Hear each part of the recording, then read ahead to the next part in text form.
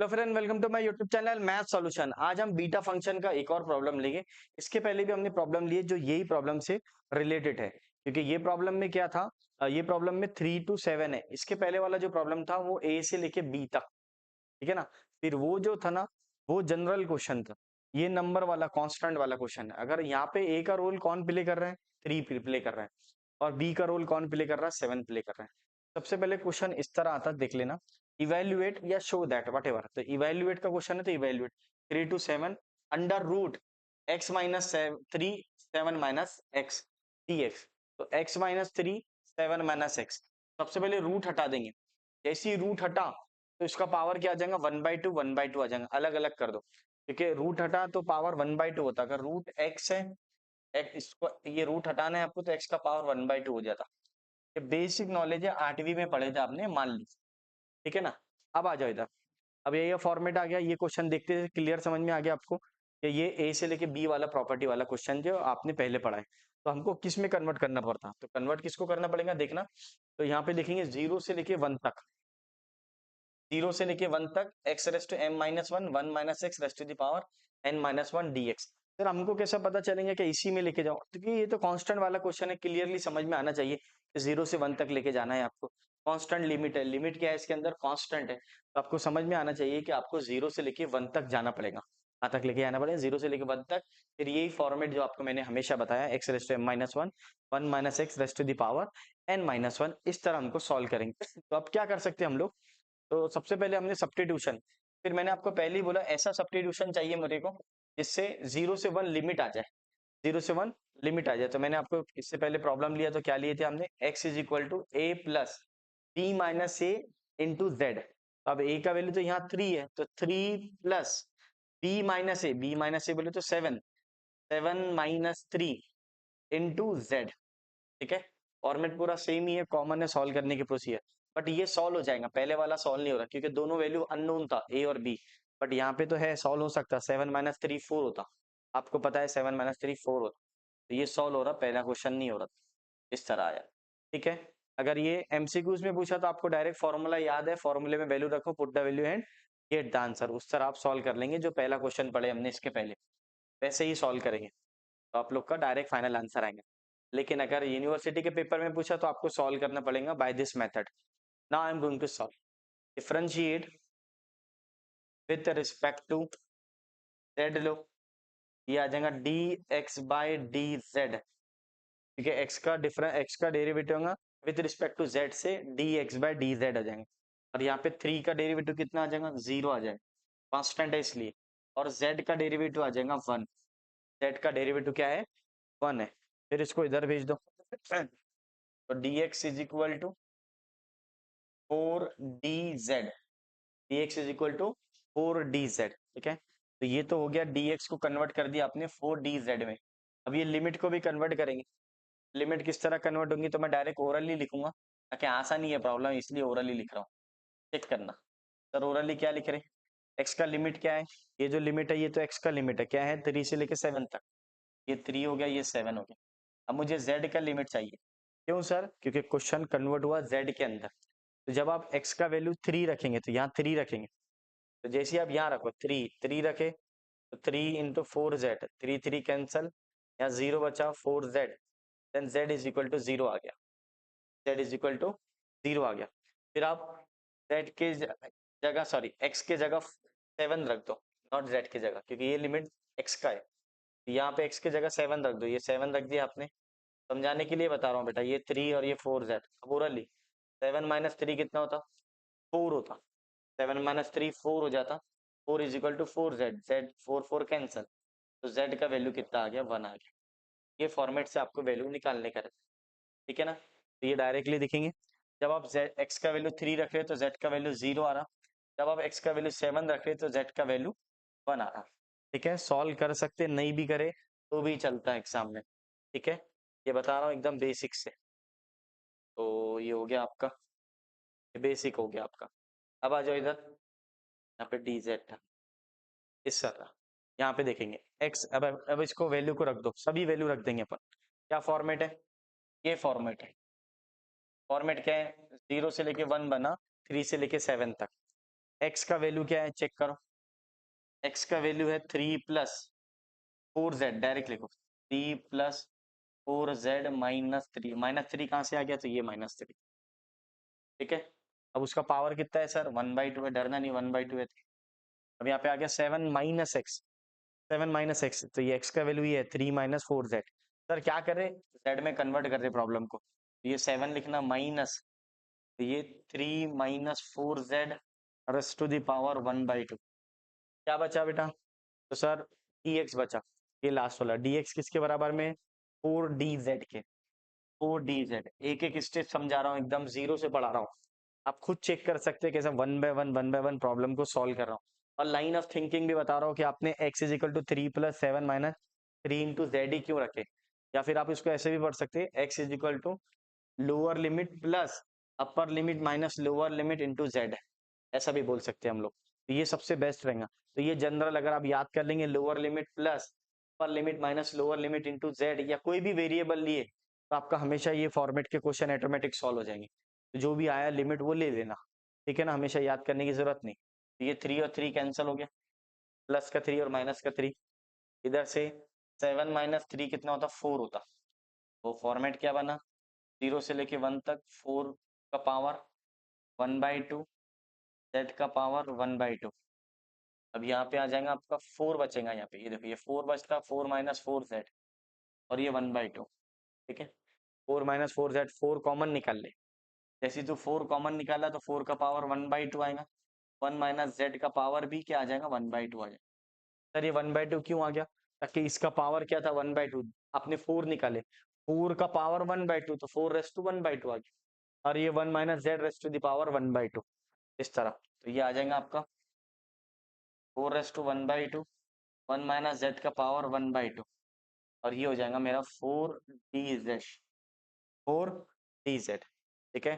अब घोड़े घोड़े एक तरफ और गधे गधे एक तरफ, तो क्या है चेक करना, ये 4 है, 4 ⁻4, ये भी 4 है, ये भी 4 है, इसका पावर कितना है 1 है। तो अगर आप देखेंगे नोटिस करेंगे, 4 का पावर 1/2, 4 का पावर 1/2, 4 का पावर 1, इसको मैं बाहर ले लूंगा, क्या ले लूंगा, थोड़ा सा स्पेस बना लूंगा इधर साइड में, चेक करना आ जाता आंसर, चेक करना फ्रेंड। तो यहाँ पे क्या होगा, 4 का पावर 1/2 प्लस 4 का पावर 1/2 प्लस 1, तो ये कहाँ से बन रहा है, लॉज ऑफ इंडाइजेस से, बेस सेम तो पावर एड। अब क्या मिला मुझे, z का पावर 1/2, 1 - z का पावर 1/2, और ये dz। फिर और झगड़ा हो गया सर, क्यों, क्योंकि मुझे तो ये फॉर्मेट बनाना है, m-1, 1 - x का पावर n-1, ये फॉर्मेट आना चाहिए। तो क्या करेंगे, 4 का पावर 1/2 प्लस 1/2 प्लस 1, तो हाफ प्लस हाफ प्लस 1 2 होता, तो 4 का पावर 2 हो गया, 4 का पावर 2 बोले तो 16, या डायरेक्ट कैलसी में भी आंसर आता 16, आप इसको लिख लेंगे 16। जैसे 16 लिखे तो हम आगे बढ़े, जैसे हम आगे बढ़े तो हमको ये फॉर्मेट ध्यान में आ रहा, m-1 आना, तो यहाँ पे तो -1 दिख ही नहीं रहा।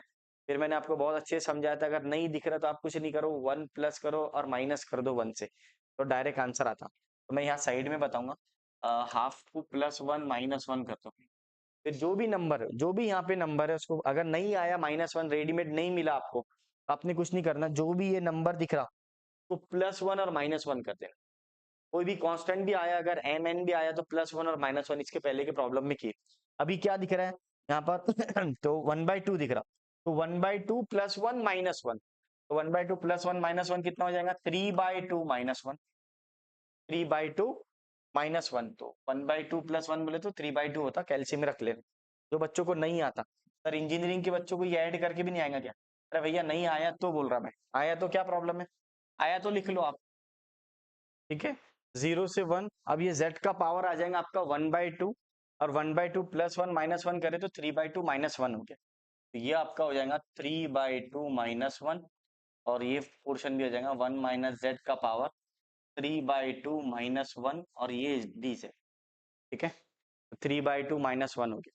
अब क्या बना ये, तो ये 16 बीटा, ये क्या है चेक करो,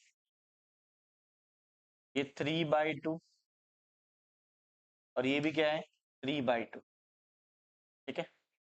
यहाँ पर आ गया, सर ये 3/2 -1 किस तरह है, अरे भैया यहाँ पे +1 करे -1 करे, +1 करे, -1 करने से +1 करने से 3/2 -1 आ गया, ये फॉर्मेट मिल गया मेरे को। अब यहाँ पे m-1 रहे तो यहाँ m आता, n-1 रहे तो n आता, और ये 3/2 -1 है, ये 3/2 -1 है, दोनों सेम नंबर है, बीटा mn होता, बीटा क्या, ठीक है। अब हम लोग इसको सॉल्व कर लिए, इस तरह इसका आंसर आ गया, ठीक है। ये आंसर आने के बाद में हम लोग इसके आगे भी सॉल्व कर सकते, ठीक है। अगर आपने इतना आंसर लिखे तब भी चलता, लेकिन प्रूफ दैट बोलो तो आप आगे भी सॉल्व करो, या 90% चांसेस है सॉल्व ही कर देना कंप्लीट प्रॉब्लम। सर आपने पहले वाले तो सॉल्व नहीं करते बेटा, उसमें ए और बी था, अननोन वैल्यू थी, ये कांस्टेंट है, इसको सॉल्व कर सकते हैं अपन बीटा ऑफ का mn का फॉर्मूला लगा के, तो इसके आगे हम सॉल्व हो सकता है, इसको हम आगे सॉल्व करेंगे नेक्स्ट स्लाइड के अंदर, ठीक है। चलो देखते हैं नेक्स्ट स्लाइड ऑफ बीटा 3/2 3/2, ठीक है ना। तो अप्लाई करेंगे बीटा mn का फॉर्मूला रेडीमेड है, ये आ जाएगा आपका gamma 3/2 divided by gamma of 3/2 + 3/2, और ये 16 यही आएगा, ठीक है। इसको रहने दो यहाँ पर, अब ये सॉल्व होगा तो किस तरह सॉल्व होगा चेक करना, ये 16 होगा, 3/2 को लिख सकता मैं 1/2 + 1, ये 3/2 को लिख सकता मैं 1/2 + 1, और ये 3/2 + 3/2 3 होता, ये कैल्शियम में डाल देना अगर नहीं आया तो, ये डेढ़ रोटी और डेढ़ रोटी 3 रोटी होती है।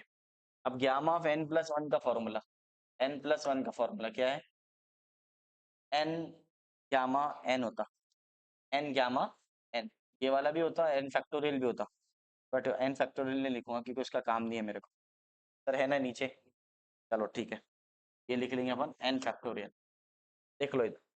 अब ये किस तरह आएगा चेक करना, ये आ गया आपका 16, n+1, तो n+1 क्या होगा, हाफ गामा हाफ, बराबर, ये भी आ जाएगा half gamma half divided by, अब ये 3 को हम लोग लिखेंगे 2 + 1, लिखेंगे 2 + 1, अब ये 1/2 और ये 1/2, 2 2 जा 4 होता, 4 4 जा 16 होता, कैंसल हो गया, 4 बचा।